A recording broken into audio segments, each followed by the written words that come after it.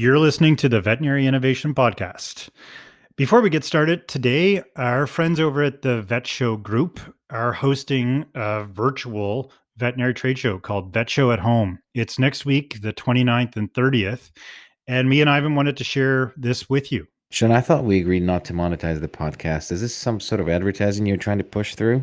No, actually, that's actually a good point. And you're right. We've never had ads on our show, but for this particular event, it's free for the attendees as well, and they can get 20 hours of race approval. So yeah, so I think that people should check it out. And we don't do ads on our podcast. This is just because they're our friends. All right. So this is the trade show that the New York, the Paris, and London Vet Show. Is that the same group? Yeah, Austin, Singapore, all over the place. And they've been really great at supporting the podcast. So we wanted to support this event for them. So if you're interested in getting CE credits, check out vetshow.com, either that or Google Vet Show at Home. You're listening to the Veterinary Innovation Podcast.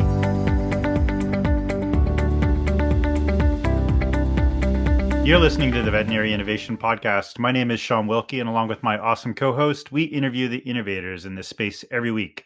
Ivan, why don't you go ahead and introduce today's guest? Hi, I'm Ivan Zach, and I'm happy to introduce Dr. Seth Wallack. We're going to talk about artificial intelligence in clinical radiology. A couple of fun facts. In veterinary school at UC Davis, they had a potluck every Friday for radiology, which helped him to find his calling to true loves like food and radiology. On the business side, he is a DVM and boarded radiologist from University of California at Davis, clinical radiologist practicing for nearly 20 years, trained approximately 14 individuals in preparation for their radiology residency. Specialty radiology internship, CEO and founder of Vetology and Vetology AI, CEO of Veterinary Imaging Center of San Diego, Director of the American Association of Veterinary Radiologists, founder of DVM Insights, patent on real-time ultrasound technology in veterinary medicine, wrote the Handbook of Veterinary Contrast Radiology. On the personal side of things, he is a banana slug, loves working on cars. He has one dog and one cat, and he's engaged to a DVM. Seth, welcome to our show, and what a pleasure to have you here. Thank you. Thanks for the intro. It's great to be here, guys. It's a long list. It was hard to read through all of it. So many accomplishments. How did you end up from radiology right into technology? How does that path work for you? Well, so radiology has a lot of technologies, you guys know, all the different things. And over the last 20 years, there's been just so many changes. It went from, film, hand dipping film, the tanks, and then it switched to digital, and then teleradiology came on. So along that whole way, I've been involved. It's been an incredible transition of radiology in the last 20 years. I couldn't have imagined it, but it's really my love, my passion of what's going on. And now we're into artificial intelligence, and what's that going to mean for radiology? But, the first thing, the fun fact you talked about was getting into radiology. And part of the reason I did it really was at Davis, they had this potluck every Friday, and I loved radiology, but then they also had this food. And I was like, these are my two loves. I got to do it. I had no idea what radiology was going to become in veterinary medicine. And my third love is technology.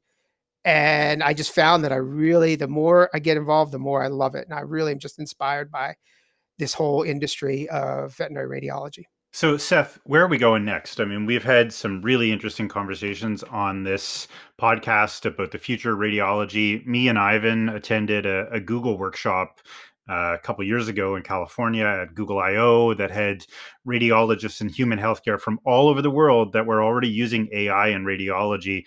What's the future of AI and radiology and veterinary medicine look like? Well, we have a different issue than in human. Right? We have our own issues here. And one of the issues, there's several of them. One of the issues is that we take our images differently. We take whole body studies. We don't take single regions. So we have a whole subset of things that we have to solve and deal with. Also on the clinical side, radiologists read everything on the image versus, you don't have just one area. So the clinicians are kind of expecting that. So these are things that we as veterinary radiologists in veterinary medicine, we have to actually tackle, that we're not going to have the Googles to tackle or the big human side. A lot of times we adopt things from human. These are our own separate issues that we're going to have to solve that they're not going to do. So that's one of the things, and we've been working on that and solving that. The other thing in terms of AI is our issue is there's not enough radiologists. And as digital came on, it was, okay, how do we grow this? Well, I think that they didn't understand the onslaught that was going to happen when they started to sign everyone up and lock everyone into these contracts. And now what they're doing is kind of burning down the forest by pulling everyone out of academia, and these programs are closing. And so at some point, you're going to end up with very few programs, and they're not going to be able to train radiologists. What are you going to do? So in the near term, AI, I believe, is here to help reset that and help the radiologists get a handle on this tsunami of caseload. There's too many cases. And that caseload is expected to just grow from about 2.5 million, per year in North America to over 6 million in the next 3 years. And that was just one paper, but there's not much research done. And if we can barely handle 2.5 million cases right now, how the heck are we going to ever handle 6.5 million cases in 3 years when the number of programs is decreasing, which means the number of radiologists that are coming out are declining. And right now we're just keeping pace with the number that are retiring and the number that are being put in. It's a real problem that we have. And I don't want to be so serious about it, but it really is. It's why innovate? Because innovation comes out of necessity. And the necessity is there's not enough radiologists. And we're facing a big problem. That's very interesting, because this is, to me, as an entrepreneur, to me that sounds like an overwhelming demand with not enough supply. Right. And so that's sort of a good news, because definitely there is a job for radiologists out there. But then with the technology like yours, are we on time to capture that tsunami, as I like how you put it, and to get the half of these cases taken care of by technology? We're a little bit behind. I mean, but we got to play catch up a little bit. And I think the radiologists, they're starting to play catch up as well. They have to embrace this. The human side, right? 2016, 2015 on the human side, they went to RSNA, they were afraid of it. We're kind of at that point where the radiologists are a little bit fearful and like, what does it mean for our future? Radiologists are the subject matter experts on this stuff. There's going to be a job for them no matter what. There's way too many cases. AI is not going to be able to read everything. So they need to start to embrace it and realize that it's going to be able to help them become more efficient. End of the day, when they're exhausted, right? That's where AI can really help them out. Some of the other cases that just don't need as much attention, that can help them out too. Because a radiologist doing 4 days, 5 days, 8 hours, 60 cases a day, and these are not just one region cases. They may be a thorax, an abdomen, and the limbs. I've seen up to 44 radiographs submitted with one case. Someone's supposed to read that in 6 minutes. It's impossible, right? And so that's where the issue is. We don't deal with just one region. So by the end of the day, you're mentally exhausted. You guys should come to the ACVR meeting sometime, and you look at people and they just look exhausted. Yeah, because they're going to the conference all day and reading radiographs all night. Yeah, I've been there a bunch of times. Yeah, and so that's what AI is going to help them. But they're embracing it now. They're starting to. But your question was, are we in time? Well, I think that we're a little behind, but I think we're going to be able to catch up. That's great. That's good news. So what are you guys up to? What have you built? What does it do now? Where do you want to take it? Tell us a little bit about what you're up to. What we built was really to figure out proof of concept and being able to get the thorax read. And we have improvements happening there in terms of the thorax, and really trying to make it so that the reports get back to the vets very quickly, that it's seamless, that they don't really have to do anything, because anything that changes someone's workflow is not adopted. It has to fit right into their workflow. So what we did was, early on, back 2017, we were having people submit stuff and they're like, oh, we want to submit it. Well, you ask them to submit it, they don't submit it. So we just automatically take everything in and give them a report back on that thorax. We're planning on having that also go to the radiologist as well. We're working with some of the institutions, the big veterinary facilities, and having that report not go to the clinician, but instead go to the radiologist so they can utilize it. So I see that being where this goes. It goes not only expanding the capabilities, now that we really understand what we're doing and we have more radiologists joining on to help, with this, but also implementing this, giving this product into the hands of the radiologists so that they can start to utilize it to improve their workflow. there was some pushback, but I think we're over that hump now. And I think they're really going to see how this will help them in their day. Does that answer your question? Yeah, no, I think so. Yep. So I hear the radiologist reaction is sort of mixed, but they're getting over that sort of resistance. And, again, because there's overwhelming demand. How are the veterinarians in the field reacting to it? How are they accepting the technology, and how well they're adapting the new ways of? That's the bell-shaped curve right there. I mean, some are going to say, hey, you know what? This is not the way I've done it. I've been doing this for years. I read my own. This doesn't help me. Others are saying, hey, this is great to have another opinion. The ones that really are doing well with this, that really like it, are the younger vets, especially the ones that are working by themselves, who are like, I've always wanted somebody to, also look at the images with me. Just get a second opinion. That's what this does. We're getting reports back to them in under 5 minutes. They don't have to do anything. It just shows up. And so they have something, if they want to look at it, they look at it. And if they want to utilize it, because that's what they're like, this is what I think is going on. Second opinion. I agree. If they look at it and go, this AI doesn't make sense, then I'm going to tell you, sometimes AI won't be right. That's the thing, as people think, oh, it's got to be right all the time. It won't be. And a radiologist isn't right all the time either. Radiologists in the human world are right about 70 to 75% of the time. So, but they just have to utilize it. And the ones that are utilizing it are the younger vets, the solo vets. What we do is then we back that up. If they have a case that AI doesn't make sense, but they don't know what's going on, they can always submit it in for a radiologist, a subject matter expert, to look at it and give them a formal report. But in terms of the people that don't like it, don't want to adopt it, maybe down the line they'll find a value in it, but we're not going to get the whole veterinary community to adopt it. It's going to be a slow adoption curve, and I'm fine with that. I understand that, just like the radiologist too. No, of course. And, you mentioned that some will say, I read my own radiographs, and there's, it's not about AI and not AI. Those people don't send radiographs to radiologists yet. So I think in any sort of bell curve, as you correctly put it, it's probably early adopters, then it goes through sort of the chasm, and then you get your sort of majority, and then it kind of goes into the laggard. So I think that's any innovation cycle that any innovation goes through. The interesting thought that I just had in mind when you were talking about it, in general, what do you think about the competencies that our new grads are getting with all this specialization? I mean, I can't say that I'm of the completely old school that everything was done. So when I was, graduated in 2006, so we had a lot of referrals starting, radiology. I was really happy. I was an ER guy, so I was submitting everything that I had through the radiologist. But with this kind of stripping from the main competencies of a general practitioner, what is your take on how our new vets are graduating without having to do surgeries, splenectomies? Cruciates is never done anymore, but a general practitioner. So what is your take on that? Boy, that is a minefield you just asked me to walk through. Yeah, look, I think ultimately the curriculum has changed, and maybe what the expectation has changed, but we have students come through at the imaging center. We help with Western. We've always been about training and helping that. And the one thing that is consistent, and it doesn't matter if we're 20 years ago, 30 years ago, or today, is the students, the people that are really good are going to be good no matter what. They go the extra mile. They open up the books, they read, they research, they want to do things well. And we see that. It almost doesn't matter about the curriculum and the school that they go to.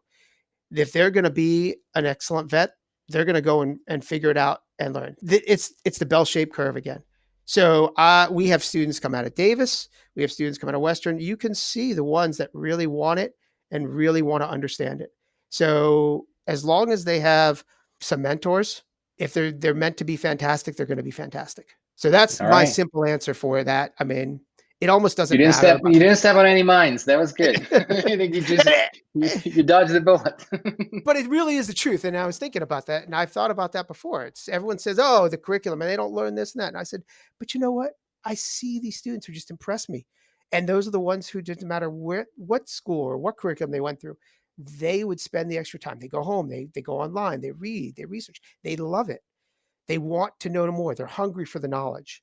So you can bring the bar up a little bit, the whole bar up, by pushing and telling people they have to hit a certain threshold, but you can't ever get people who weren't meant to be up here to get there. no matter how much you push them. So those people will always be up there. Yeah, no, and I was also kind of thinking about the evil technology that is taking over what we are doing, and and this specialization, and students are. You hear a lot of vets complaining, especially the old school ones. They're like, "Oh, these new vets, they don't know what they're doing. They can't cut their own case and stuff like that." But it's like with anything, I heard people complaining that there's kids using calculators.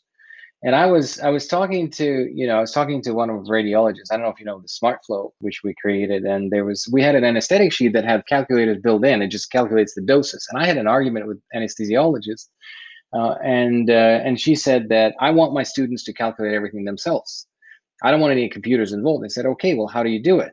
And then she said, well, they take the weight. And she started explaining. I said, what did they use? She said, calculator. And I said, well, I mean, they're not counting it themselves. They use a calculator. And then the argument was like, well, what if there's no calculators? And I said, if there's no calculators around, we have a bigger problem. It's probably something terrible happened. To just add to that, right? The thing is that they're looking at the wrong issue there.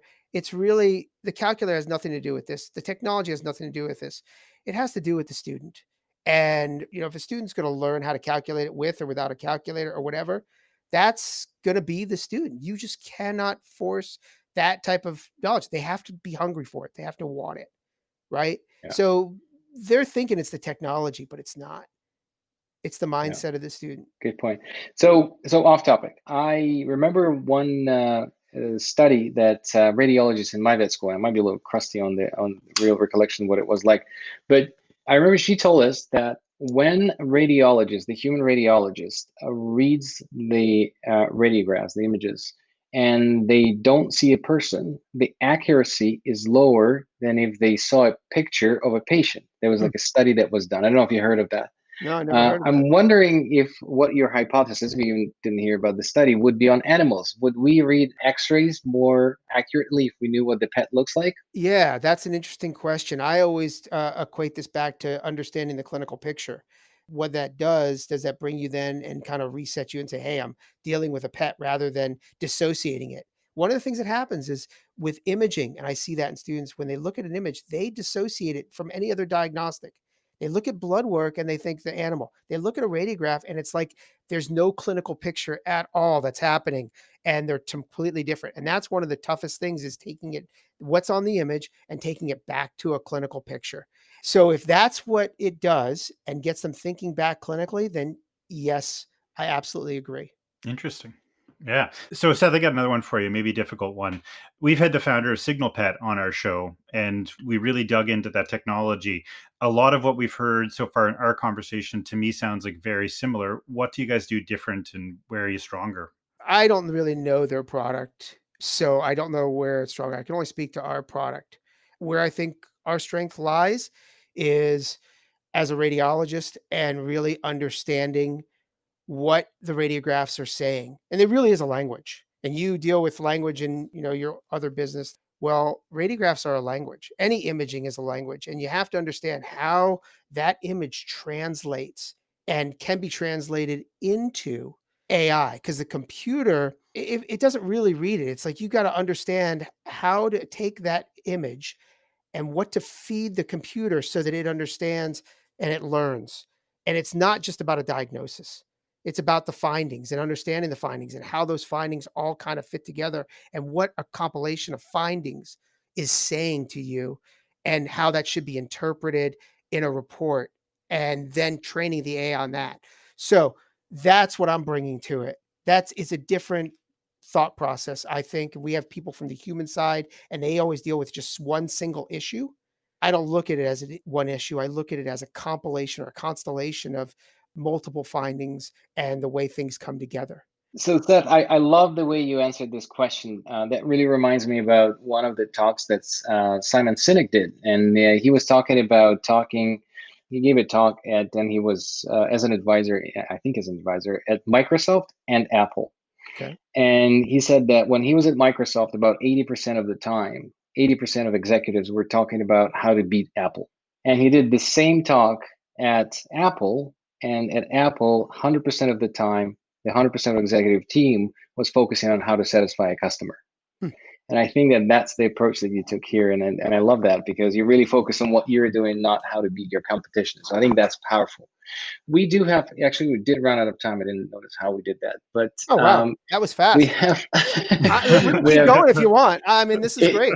it usually happens fast, but we do ask two questions. One of them is there a TED Talk, a book, a movie, or something that you heard, read, or listened, or watched recently that you could suggest to our listeners to check out? No, the thing that's really kind of the most inspiring for me, besides just radiology and the ACVR and my colleagues, was my time at UC Davis. I had the best mentors. They really instilled upon me some values that I didn't have up until then, and some understandings. And so I can't say enough about them, but everyone can't go and experience that. And that group is turned over. So that was probably the most pivotal thing in my life, was my residency at UC Davis. Wow, that's awesome. So, do you know anybody in our domain that you think is an innovator that we should invite onto the show as well? Yeah. Well, a couple of people come to mind. One is not as much an innovator, and probably may not be as interesting to your entire audience.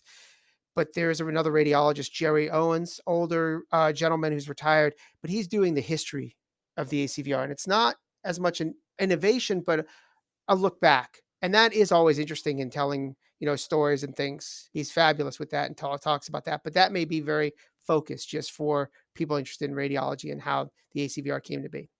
The other one, the more innovative one, and this is probably one of the most brilliant people I've ever met, and he's such a nice guy, is a guy in San Diego named Alan Wegner. His son's a veterinarian.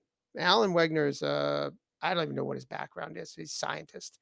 But I met him because they're working on some 3D ultrasound technology that is to help in third world countries where CT is very expensive, MR is very expensive. They can use this to actually replace that, and they can get through it very quickly and create these 3D images and do surgical planning off of it.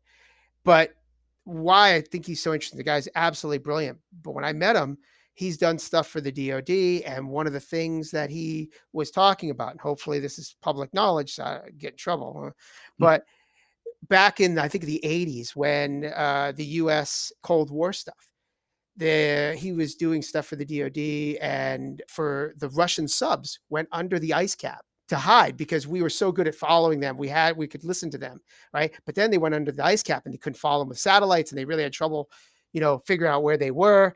And so it became a big problem. We had no idea where all of this Russian subfleet was. And they brought him in, and he solved how to hunt down these subs using sonar. I mean, he was the person they got, and he figured it out. And his stories about that are amazing in terms of, that's the kind of level that we're talking. This guy is just absolutely brilliant. He's such a nice guy. You would not know the history. I mean, I'm sure he's got more stories like that. But when he told me that, I was like, oh my gosh, in the presence of greatness. Thank you so much for listening to the Veterinary Innovation Podcast. If you want to hear about our new episodes, please follow us on any social media channel. Also, you can check out our website at veterinaryinnovationpodcast.com. See you next week.